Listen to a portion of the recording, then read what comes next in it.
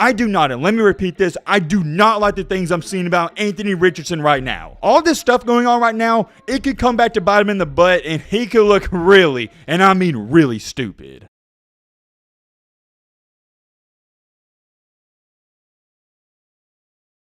Hope everybody's having a great and happy Friday. I'm having a good one. Hope everybody's healthy, chasing their dreams, achieving what you want in this life. Anyways, we got to get on topic and get down to business with the week 2 of college football. It starts tomorrow. We're going to go over all the games, but whoa.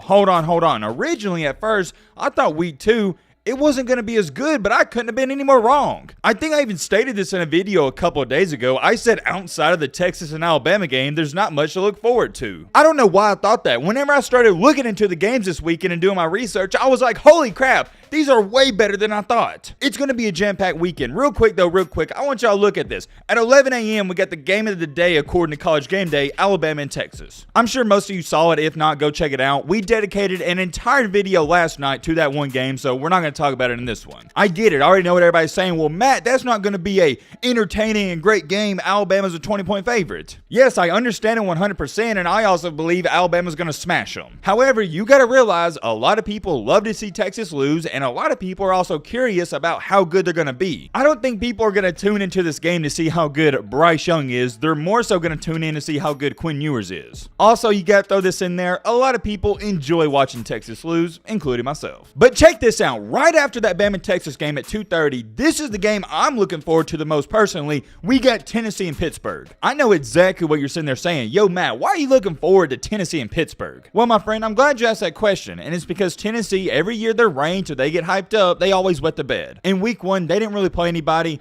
I want to see what they got this year. Can they be special, or are they going to be mediocre? We're going to talk all about that game. I'm going to give you my thoughts on that, and then after that, at 6 o'clock, we got another ranked matchup, Kentucky and Florida. Ironically enough, the main topic of this video is no other than Florida's quarterback, Anthony Richardson. There's a lot of stuff being said about Mr. Anthony Richardson right now, and I'm not too fond of it. I'll leave it at that for now, and then at 9:15 Central, so really 10:15 Eastern for most people, we got another ranked matchup, and it's kind of random, BYU and Baylor. I can't speak for you, but for me, literally, I'm going to be watching football from 11 a.m. till more than likely 1 a.m. the next day. And the reason I'm saying that this Saturday, it might be better than what most people think, is because a lot of Saturdays throughout the year, yeah, we have a lot of good games, but there's always that 2:30 or 6 o'clock time slot, or even 11 a.m. where there's no good games. Come on now, if you watch college football as much as me, you know what I'm talking about. 8 out of 10 Saturdays, there's not going to be a good 11 o'clock game. Normally, yeah, 2:30 and 6, yes, but not 11 o'clock. This Saturday, there's going to be something to watch at all times. I'm so excited for tomorrow, and I'm also so excited to get into this video. We've got a lot to get into. I'm going to go over all the top games and also talk about Anthony Richardson. You're going to want to stick around for that.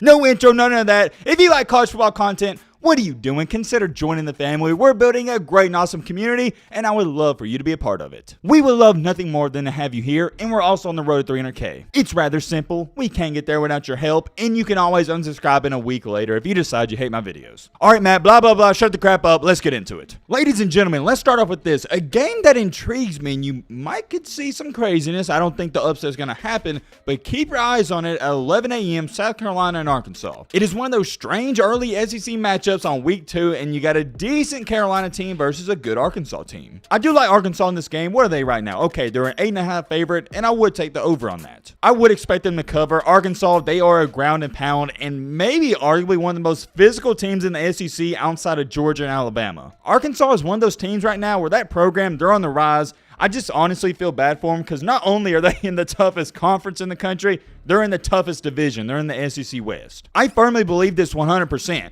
If you put this Arkansas team in the Pac-12, they might be the favorite to win that conference. And if they were in the Big Ten, this is easily an 11-win team. Last year, I didn't buy into all the hype. I thought they were a decent team that showed flashes of good/great at times. I thought they were 1 year away, and I thought KJ Jefferson, he wasn't all there quite yet. But with him coming back and already looking good as ever, this team is already really really good. They're not great, they're really good. I think they're going to be way too much for South Carolina and Spencer Rattler. And speaking of good old Spencer Rattler, that's why I want to watch this game, because of Rattler. For the past 2 years now, he's been arguably one of the most polarizing college football quarterbacks of all time. Recently, he transferred to South Carolina, and in week 1, didn't look too hot. I already talked about this, but the offensive line didn't do him any favors. Moving on to this game, and I'm not going to talk about it too much, I see people trying to say that Appalachian State, they could maybe possibly somehow pull off the upset against A&M. I'm going to keep this one short and sweet. I don't think so. I think A&M's going to cruise by with the win. However, if I was a Texas A&M fan, I wouldn't be feeling so hot right now because your quarterback, Haynes King, it doesn't look all too impressive. We'll see what happens down the road, but what about this game, though, at 7 p.m.? Nobody's talking about Hawaii and Michigan. I don't want to say too many bad things about Hawaii, but they are beyond terrible and they're dog crap. You may be sitting there saying, yo, Matt, why are we talking about this game? It's going to be a blowout. And the reason I am is because Michigan has a huge quarterback battle going on right now. It's between the young guy, J.J. McCarthy, and that's the kid who I think is the most talented and should be starting, and Cade McNamara. If you've been keeping up with this, you would know that Jim Harbaugh stated that week 1, McNamara, he's going to start. In week 2, which is right now Hawaii, J.J. McCarthy's going to start. This isn't a game that I'm probably going to try to watch a ton of, but it is a game where I'm going to check out because however good J.J. McCarthy plays, that's going to decide who the starting quarterback is going to be the rest of the season. Moving on to the next game, and this is also a game where we're going to get a lot of answers, we got Tennessee and Pitt. Pittsburgh recently came off that outrageous win against West Virginia, and to be honest, I think West Virginia should have won that game. JT Daniels continued to prove he's the unluckiest human to walk this earth with that interception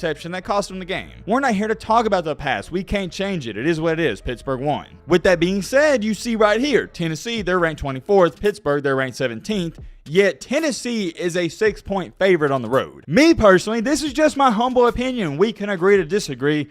I don't see what's too special about this Kedon Slovis guy. When he was playing West Virginia, that's all these ESPN announcers were talking about. They weren't talking about JT Daniels. They were talking about, Kedon Slovis, he's going to be an outstanding NFL quarterback one day. Maybe I'm blind. Maybe I missed something. I just don't see it. I'm not saying he's not a good quarterback, but he doesn't wow me. He doesn't impress me. You know who does wow me? You know who does impress me? The other quarterback in this game, Hendon Hooker. Kedon Slovis isn't even the best quarterback in this game. I think Hendon Hooker is better than him, and it's not close. I think Tennessee will win this game. They should win this game, but Tennessee fans feel bad for you because we've seen this story before. They're somehow, some way going to find a way to blow it. That's been the remedy of Tennessee football for the past 10 years. Can it change? I guess we'll have to wait and see. This isn't just a big game for Pittsburgh or Tennessee. It's a big game for both of them. This is a huge momentum shifter right before you get into conference. You want to win this one. Also, let me throw this in there before we get into our main game, Kentucky and Florida. USC and Stanford. I don't see too many people talking about this. I'm not sure how to feel about it because I'm still not sure how to feel about USC, Caleb Williams, Lincoln Riley, and that defense, but it could be a sneaky good game. Right now, USC is only an 8-point favorite, and we know they're going to put up a ton of points, but their defense is not that good. We all know this. The Pac-12 is the weakest conference, and it's not even close. But Stanford, they're a decent team. I think we can agree on that. That one does intrigue me. I'm still taking USC, and I would take them if they were a 15-point favorite. But keep your eyes on that one. Now, finally, without further ado, let's get into AR-15. Well, not even AR-15. I don't know why I keep saying that. He doesn't go by that anymore. Anthony Richardson, a.k.a. the Florida quarterback that is shocking the world. I do not, and let me repeat this, I do not like the things I'm seeing about Anthony Richardson right now. All this stuff going on right now, it could come back to bite him in the butt, and he could look really, and I mean really stupid. Well, let me clarify on that. I don't think he himself is going to look stupid, but it's more so the people that are talking about him that's going to make him look stupid. I'm going to read you off this quote that somebody said about him. Anthony Richardson is probably the closest thing that we've seen to a Vince Young or Cam Newton running the football in a long time. You know what I got to say to that? You sound flat out stupid. He only played one game. Let me take a breath. Let me calm down. I don't want to scream too much. It's not just this. I see it everywhere. You got people now trying to say that he could possibly already be a top 5 quarterback in college football. What is this? He has one good game and now he's being thrown into the top 5 conversation? I get it. After the game, y'all saw the video. I was praising him. I think he's must-see TV. He's lightning in a bottle. But nowhere, and I mean nowhere, did I compare him to Cam Newton, Vince Young, and say he's a top 5 quarterback in the country right now. Nowhere. I didn't even think that. I don't understand why everybody's trying to overhype this. Can we not just say he had a good game and leave it at that? Just try to say he's talented. He has a lot of potential.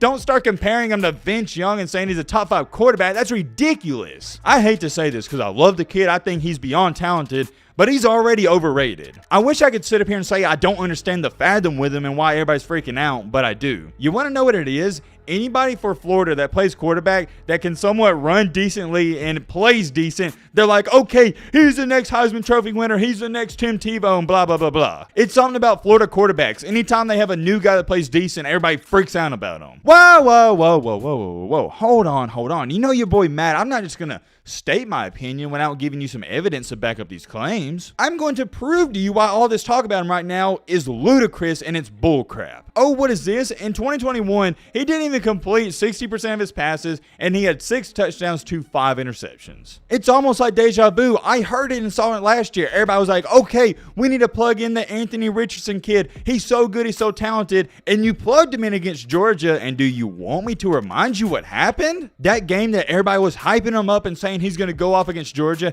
he went 12 for 20, had 80 yards, 0 touchdowns to 2 interceptions. Look, I'm not trying to beat the kid down. I'm just saying, can we pump the brakes? It was one game. I think he's talented. I think you'd be an idiot to say he's not talented and he doesn't have potential, but he's not a top 5 quarterback right now. And please stop comparing him to Vince Young and Cam Newton. This Saturday, he plays another ranked team, Kentucky, and I don't even care if he has a good game against them. We still got to pump the brakes. I'm not going to overhype or get too excited about Anthony Richardson until he puts together 4, 5, or 6 straight good games. As a matter of fact, I'm looking at the schedule right now. I'll tell you this. They got Georgia and Texas A&M in week 6 and week 7. I believe that's what it is. Oh, wait, my bad. I think it's week 7 and week 8. Anyways, doesn't matter. They got them back to back. If he has a good game against LSU, Georgia, and Texas A&M, oh yeah, then we can start hyping them up. But until then, I think we all got to relax. Oh yeah, by the way, I haven't even talked about the game. I think Kentucky, they got a solid group of guys. They're always going to play hard. But Florida, they have too much talent for them. I would expect Florida to win this game. It's going to be a good one tomorrow, but I am curious. So let me know your thoughts down below. But, right away, Millie!